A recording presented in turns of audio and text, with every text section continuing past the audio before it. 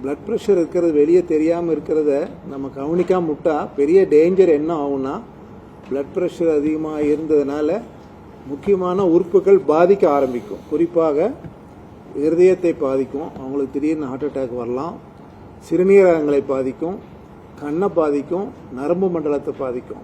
Stroke வரலாம், paralysis வரலாம், heart attack வரலாம், கிட்னி ஃபெயிலியர் வரலாம். இது எல்லாமே பிளட் ப்ரெஷரை கவனிக்காம விட்டா. கவனிச்சவங்களுக்கு கூட முறையானபடி ட்ரீட்மெண்ட் எடுத்துக்கணும்.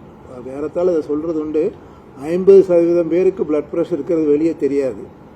50% பேரில் கண்டுபிடிச்சதெல்லாம் 50% பேர் தான் ட்ரீட்மெண்ட் எடுத்துக்கிறாங்க. ட்ரீட்மெண்ட் எடுத்துக்கிறவங்களாம் 50% பேர் தான் ஒழுங்காக ட்ரீட்மெண்ட் எடுத்துக்கிறாங்க, முறையான ட்ரீட்மெண்ட் எடுத்துக்கிறாங்க.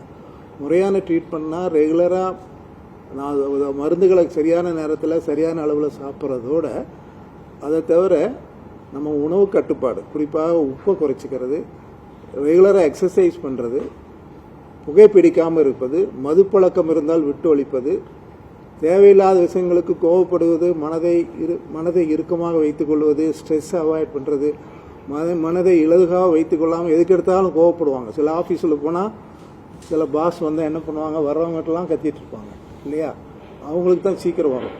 அந்த மாதிரி மனதை இலகுவாக வச்சுக்கிறதுக்கு நம்ம எல்லாரும் மனதை ஒருமுகப்படுத்த வேணும். அதுக்கு தான் இன்னைக்கு யோகா அப்படிங்கிறத நம்ம நாடு அந்த காலத்திலேயே அதை பயன்படுத்தியிருக்காங்க. யோகா கலை அது ஒரு one way of relaxation of mind. அந்த மாதிரி நான் ஃபார்மகலாஜிக்கல் மெத்தட் அப்படின்னு சொல்கிறது உடல் எடையை குறைச்சிக்கிறது, எக்ஸசைஸ் பண்ணுறது, யோகா பண்ணுறது, இந்த மாதிரி நான் சொன்ன பழக்க வழக்கங்களை விட்டு ஒழிப்பது. இதன் மூலமாக நம்ம பிளட் ப்ரெஷரை சரியாக எடுத்துக்க முடியும். எல்லாருக்குமே நம்ம ஆரோக்கியமாக இருக்கணும் தான் நினைக்கிறோம். ஒவ்வொரு முறையும் பிபி பார்க்கறதுக்கு ஒரு டாக்டர் வீட்டில் போய் உட்காந்து 1/2 மணி நேரம் அப்பாயின்மெண்ட் வாங்கி உட்காந்து ஃபீஸ் கொடுத்து வர முடியாது. அதனால நம்ம எல்லாருமே வீட்லேயே ஒரு பிளட் ப்ரெஷர் அப்பராட்டஸ் வாங்கி வச்சுக்கணும். பிளட் ப்ரெஷர் அப்பர்ஸ் இப்போல்லாம் எலக்ட்ரானிக்ஸில் ஒரு 1000 ரூபாய் 1500 ரூபாயில் நல்ல ஹோம் ரெக்கார்டிங்க பிளட் ப்ரெஷர் நமக்கு நாமே பார்த்துக்கிற அளவுக்கு பிளட் ப்ரெஷர் அப்பராட்டஸ் நம்ம வீட்லேயே இருந்ததுன்னா தூங்கி எந்திரிச்சோன்னே காலையில் எடுக்கிற பிளட் ப்ரெஷர் தான் கரெக்டான பிளட் ப்ரெஷர்.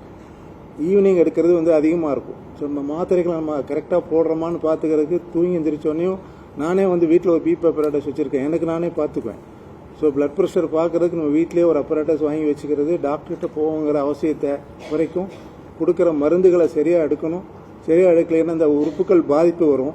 நான் கிட்னி டாக்டருங்கிற முறையில் நான் பார்க்குற ஒவ்வொரு பேஷண்ட்டுக்கும் பிளட் ப்ரெஷர் நானே பார்ப்பேன். எல்லா கிட்னி பேஷண்ட்ஸுக்கும் பிளட் ப்ரெஷர் வரும். பிளட் ப்ரெஷர் என்ன காரணத்தினால வந்தாலும் கிட்னியை பாதிக்கும். இந்த மற்ற துறைகளை சார்ந்தவங்க சொல்வதற்கு முன்னால் சிறுநீரகத்தை பொறுத்த வரைக்கும் பிளட் ப்ரெஷர் சரியாக கவனிக்காமல் விட்டுட்டோம்னா கொஞ்சம் கொஞ்சமாக அவங்களுக்கு கிட்னி பாதிப்பு ஏற்பட்டு யூரினில் புரதம் கழிய ஆரம்பிக்கும், புரோட்டீன் லீக் வரும், கிட்னி சைஸ் குறைஞ்சிட்டே வரும், பிளட் யூரியா கிரியேட்டின் இன்க்ரீஸ் ஆகும். அல்டிமேட்டாக அவங்களுக்கு நிரந்தர சிறுநீரக செயலிழப்பு, அதாவது கார்னிக் கிட்னி ஃபெயிலியர் நாங்கள் சொல்லுவோம். எனக்கு வர டயாலிசிஸ் பேஷண்ட்ஸில் ரொம்ப முக்கியமான பேஷண்ட்ஸ் எங்கேருந்து வருவாங்கன்னா, சுகர் பேஷண்ட்ஸ் தான் நிறைய பேர் கிட்னி ஃபெயிலியர் வரும். அதுக்கு அடுத்தபடியாக ஹை பிளட் ப்ரெஷர்னால வர்றவங்க தான் நிறைய பேர் கிட்னி பேஷண்ட்ஸ் வருவாங்க.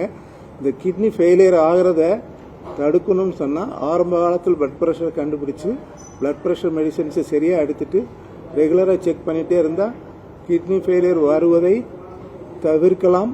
வந்த பிற்பாடு அதை கட்டுப்படுத்தலாம், குணப்படுத்துறதுக்கு கூட வாய்ப்புகள் உண்டு ஆரம்ப காலத்தில் கண்டுபிடிச்சா. அதனால் நம்ம எல்லாருமே பிளட் ப்ரெஷர் இருக்கிறவங்க எல்லாருமே நம்ம முழு உடல் பரிசோதனை, எல்லாரும் நம்ம 30 வயசுக்கு மேலே ஆகிட்டாலே ஆண்டுக்கு ஒரு முறை ஒரு முழு உடல் பரிசோதனை பண்ணிக்கணும். ஒவ்வொரு பிறந்த நாளை கொண்டாடும் பொழுது நம்ம கேக் வெட்டுற போது புது துணி வாங்குற மாதிரி ஒரு மாஸ்டர் ஹெல்த் செக்அப் பண்ணணும். மாஸ்டர் ஹெல்த் செக்அப் பண்ணோம்னா இந்த மாதிரி பல விஷயங்களை நமக்கு நாமே கண்டுபிடிச்சிக்க முடியும்.